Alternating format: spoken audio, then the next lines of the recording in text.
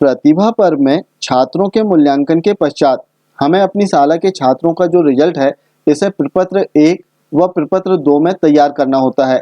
अब जो प्रपत्र 1 और 2 हैं, दो जो प्रपत्र है डाटा एंट्री प्रपत्र और प्रपत्र 1 शैक्षिक मूल्यांकन प्रपत्र, दोनों ही प्रपत्र हमें राज्य शिक्षा केंद्र से प्राप्त हो जाते हैं, जिनमें हम प्रतिवर्ष अपने शाला की छात्रों की जो जानकारी है, जो रिजल्ट है, इसे तैयार करते हैं। लेकिन इस बार का जो प्रतिभा पर्व है थोड़ा सा अलग है, इसमें कुछ परिवर्तन किए गए हैं। अब यदि परिवर्तन की हम बात करें तो इसमें सबसे पहला और महत्वपूर्ण जो परिवर्तन हुआ है वो है अंकों में। जैसे इसमें प्रति विषय जो मूल्यांकन है अब 50 अंक कर दिया गया है, जबकि पूर्व के वर्षों में 20 अंक प्रति विषय मूल्यांकन किया जाता था। और दूसरा जो महत्वपूर्ण परिवर्तन इसमें है कि प्रति विषय 2 अलग अलग वर्कशीट छात्रों को दी गई है और दोनों वर्कशीटों में अलग अलग अंक दिए गए हैं। जैसे वर्कशीट की यदि हम बात करें तो इसमें एक वर्कशीट है शैक्षिक मूल्यांकन की जो कि 30 अंकों की है और दूसरी जो वर्कशीट है वो है प्रोजेक्ट की जो 20 अंकों की है और दोनों का टोटल है 50 अंक। अब इस 50 अंक में छात्र जो अंक प्राप्त करेगा उसे हमें यहाँ पर लिखना है और इन प्राप्तांकों की जो ग्रेडिंग है उसे साइड वाले कॉलम में लिख देना है। इसी प्रकार अन्य विषयों की हमें एंट्री इसमें करना होगा। लेकिन इसमें समस्या है कि जैसे पूर्व के सत्रों में 20 अंकों का पेपर होता था, 20 अंक में छात्र जितने अंक प्राप्त करता था हम सीधे इसमें लिख देते थे। लेकिन इस बार चूंकि 2 अलग अलग वर्कशीट है तो हमें सबसे पहले तो उन दोनों वर्कशीटों का टोटल करना होगा। अब टोटल करने के लिए आप चाहें तो ऐसा कर सकते हैं कि जो शैक्षिक की वर्कशीट है उसमें छात्र ने जितने अंक प्राप्त किया है इसे लिख दें और इसी के साइड में प्रोजेक्ट में छात्र ने कितने अंक प्राप्त किया है उसे लिख दें और दोनों का टोटल कर दें और टोटल जो भी आएगा वो यहाँ पर आप एंट्री कर सकते हैं।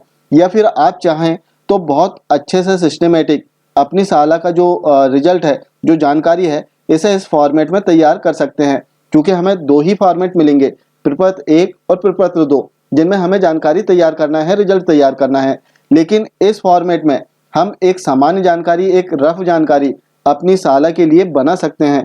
इसमें फ़ायदा है कि हम प्रत्येक छात्र की जो जानकारी है कि उसने शैक्षिक मूल्यांकन में कितने अंक प्राप्त किया है और प्रोजेक्ट की जो वर्कशीट है इसमें कितने अंक प्राप्त किया है इसे देख सकते हैं। साथ ही कक्षा 1 और 2 की यदि हम बात करें तो इसमें भी 2 अलग अलग वर्कशीट है।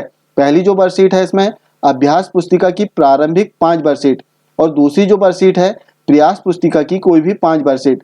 तो 2 अलग अलग प्रकार की वर्कशीट है और इनमें छात्र ने जितने अंक प्राप्त किया हो वो आपको नीचे लिख देना है और इन दोनों का टोटल आप साइड में कर दें और जो प्राप्तांक यहाँ पर आ रहे हैं, जो योग हो रहा है, इस योग का क्या ग्रेड आ रहा है वो ग्रेड आप यहाँ पर लिख सकते हैं। इसी प्रकार सभी विषयों की जानकारी आप इस फॉर्मेट में तैयार कर सकते हैं। यदि आप चाहें तो बहुत अच्छे से आप इस फॉर्मेट में अपने शाला के छात्रों की जानकारी तैयार कर सकते हैं। इसमें जो फॉर्मेट आप देख रहे हैं इसे आप किसी भी रजिस्टर में अपने शाला स्तर पर बना सकते हैं और उसमें जानकारी दर्ज कर सकते हैं।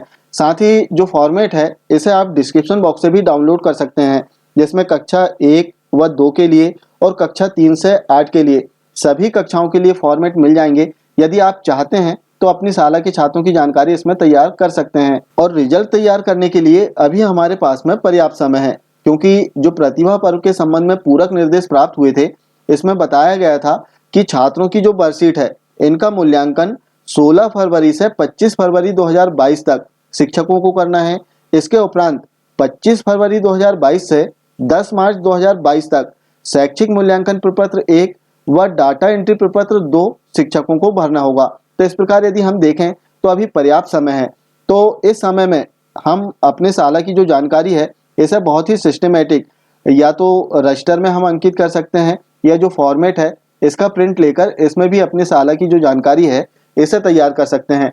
और इस फॉर्मेट में जो जानकारी हम तैयार करेंगे इन्हें देखकर हम प्रपत्र 1 व प्रपत्र 2 जो हैं इनमें जानकारी दर्ज कर सकते हैं। ये थी प्रतिभा पर्व का रिजल्ट तैयार करने संबंधी एक महत्वपूर्ण जानकारी। आशा है जानकारी अच्छी लगी होगी।